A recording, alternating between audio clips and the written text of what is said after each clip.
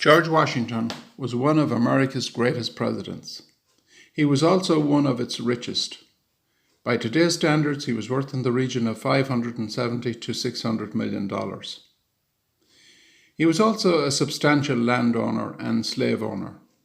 He owned about 20,000 acres, most of it acquired through marriage and inheritance.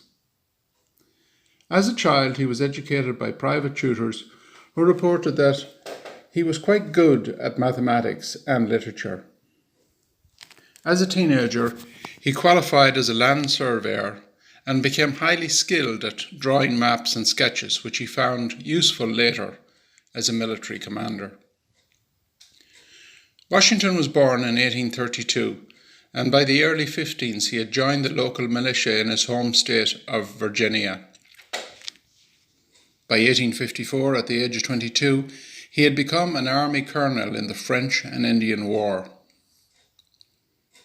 The French and British were battling each other for control of the territory in the Ohio region.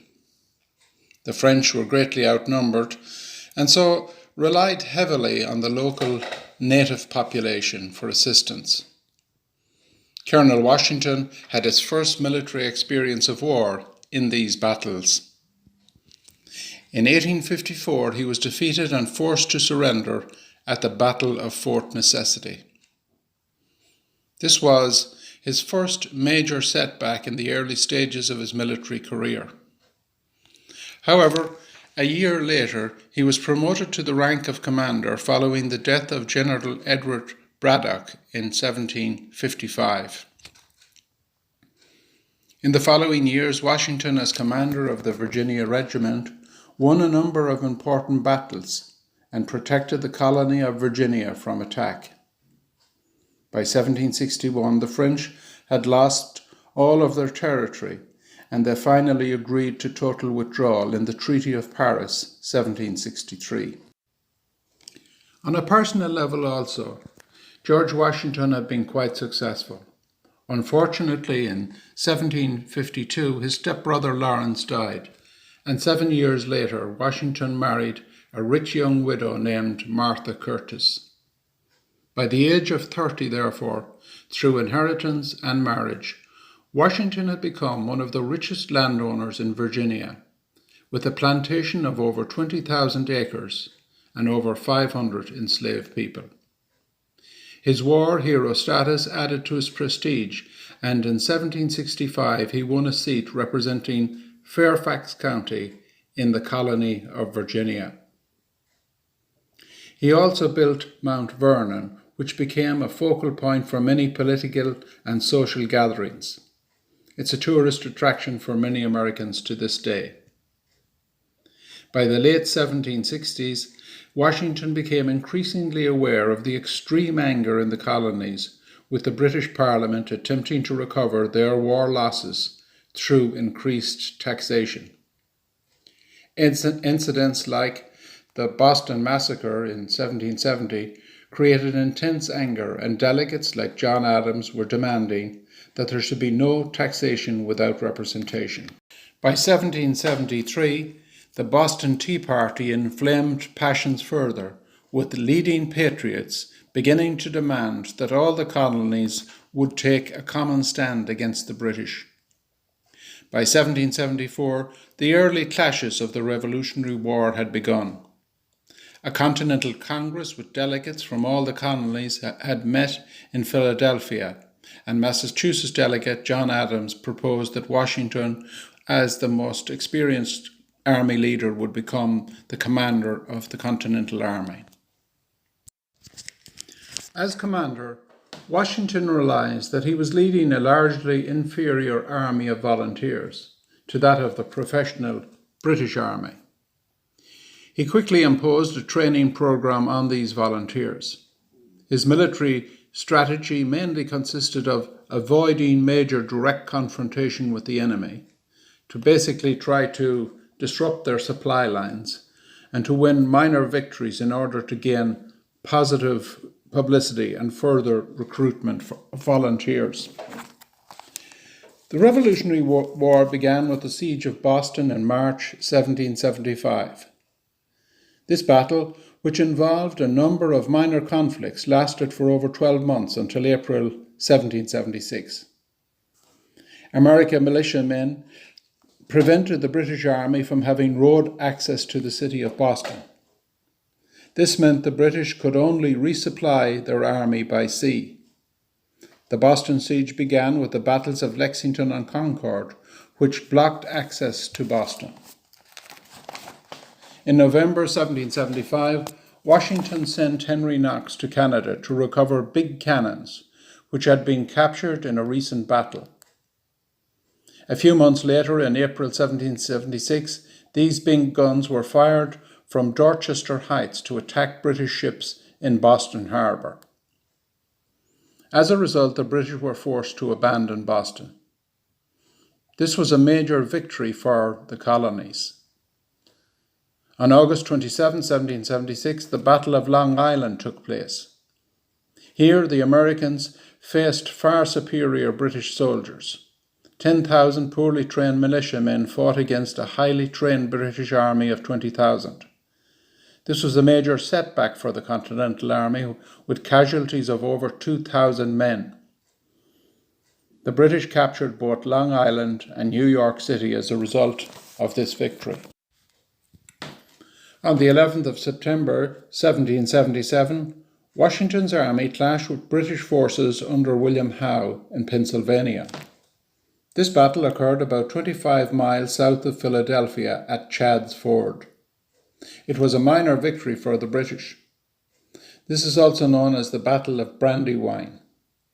A week later, on 19th of September 77, the Battle of Saratoga took place and gave a decisive victory to the Revolutionary Army. It is a very significant victory for the American side and are regarded by historians as a decisive moment in the Revolutionary War. Over the next couple of years, Washington was involved in harassing the British on a number of minor occasions. Meanwhile, an important secret alliance was created with the French in 1778 through the influence of second President John Adams. On October the 19th, 1781, American and British forces clashed at Yorktown. The Americans were greatly assisted by the French Navy. Over 7,000 British soldiers were captured. This was the last major battle of the Revolutionary War. British military strategists recognized that they could no longer control the American colonies, and the defeat at Yorktown eventually led to the Treaty of Paris 2 years later in 1783. Following the war, Washington returned to Mount Vernon. Over the next couple of years, he concentrated on building up his estate. He also developed a whiskey distillery business and went to visit some newly acquired land in Ohio. By the late 1780s, however, the original constitution, known as the Articles of Confederation, were not working well. There was no central authority which could defend the colonies if attacked by a great European power. Each colony had its own separate independent government, but there was no central authority to organise interstate commerce or to coordinate national defence if attacked by another nation. By 1787, leading delegates such as John Adams of Massachusetts and James Madison believed it was time to develop a stronger constitution. A Continental Congress was convened in Philadelphia in 1787. Washington, as the most prominent delegate, was agreed as chairman. As a former military commander, Washington was very much aware of the difficulty he experienced in getting financial support from the individual colonies.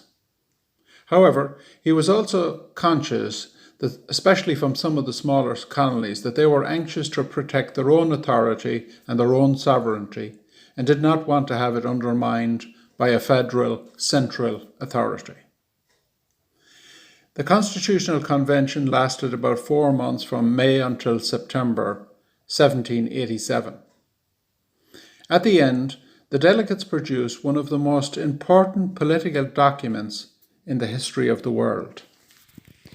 The US Constitution is a balance between conflicting rights. In particular, the rights of the states versus the rights of the federal government. And it also contains strong provisions for individual human rights. They agreed to a Congress of two houses. The upper house, the Senate, would give equal representation to all states, with 2 senators to represent each state. The House of Representatives, on the other hand, would be more democratic in nature, with a number of seats based on the population of the state. Another very innovative and interesting idea which the Continental Congress produced was the idea of the Electoral College. The Electoral College would give greater relative strength to the smaller states in electing a president, that is, the executive arm of the government. There was also provision for an independent judiciary. It took most of the following year, 1788, to convince the individual states to ratify the Constitution. Eventually, 9 states of the 13 did so, and that was enough to establish the Constitution as the official document underpinning the basis of the United States government. There was no popular presidential election to elect Washington as president. The delegates of the Electoral College did so. They in turn had been elected by the individual state legislators. Washington received 69 Electoral College votes to 33 for John Adams, who became vice president. Washington became president on the 30th of April, 1789. The White House did not exist at the time, but he made a speech afterwards to a crowd of about 10,000 outside Federal Hall in New York City. Washington's cabinet was very small by today's standards. There were only 3 cabinet secretaries. Thomas Jefferson, who was the principal author of the Declaration of Independence and was an outstanding US diplomat in France, became Secretary of State. Alexander Hamilton, who had fought in the Revolutionary War with Washington and was a brilliant financial expert, became Secretary of the Treasury. And Henry Knox, who had played an important key role in supplying guns and ammunition during the Revolutionary War, became Secretary of War. The Washington cabinet, although small, was ideologically divided from the start.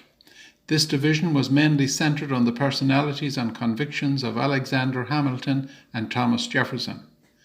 Hamilton wanted a strong central government with independent finance, based mainly on a high tariff on imports. He believed this would provide the basis of a powerful army and navy and at the same time allow American industry to flourish while discouraging imports. He wanted a strong national bank created to regulate the financial affairs of the economy and under the control of the federal government. Jefferson, on the other hand, like so many people at the time, believed that the federal government could become too dominant and too strong. He argued for the sovereignty of the individual states and the protection of rights for independent farmers and small business people. The early disagreements between Hamilton and Jefferson would subsequently divide into the great ideological clash between the Federalists and Democratic Republicans. In the early years, they were happy to compromise, however, and in 1790, when Jefferson agreed to the national government taking over state debts and the creation of a national bank in exchange for the capital moving southwards to Washington, D.C. This was known as the Compromise of 1790.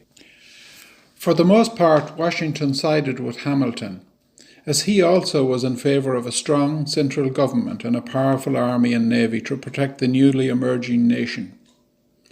By late 1793, Jefferson, feeling somewhat marginalised, resigned from cabinet and never spoke to Washington again. Henceforth, he concentrated on developing an alternative, independent philosophy of government. By 1794, the Washington administration concluded an important treaty with Britain known as the Jade Treaty. It dealt with outstanding issues left over from the 1783 Treaty of Paris. It dealt with trade and fishing rights and facilitated the US in building up a strong economy. However, this treaty was seen by many in both the United States and France as a betrayal of the former treaty and alliance with France. Washington was very aware of the precedents he set would be an example for others to follow. In 1791, his administration introduced a whiskey tax, which was unpopular everywhere with farmers, but it led to riots and violence in Pennsylvania. Washington called up militia from 4 separate states in order to quell the rebellion. He also led it personally. He was determined to set an example that no group could defy the authority of the legitimate federal government. When Washington became president in 1789, the United States population was about 4 million, very similar to the population of Ireland at that time. This compared with about 16 million in Britain and over 30 million people in France. By the end of his presidency, however, in 1797, the population had risen to 5 million, mainly caused by the addition of 3 new states. Vermont joined in 1791. The following year, Kentucky joined the Union in 1792, and in 1796, Tennessee joined. In his farewell address, he warned against all foreign entanglements and against sectional fighting domestically. In his will, he freed his own slaves, possibly hoping that this would be an example for others to follow.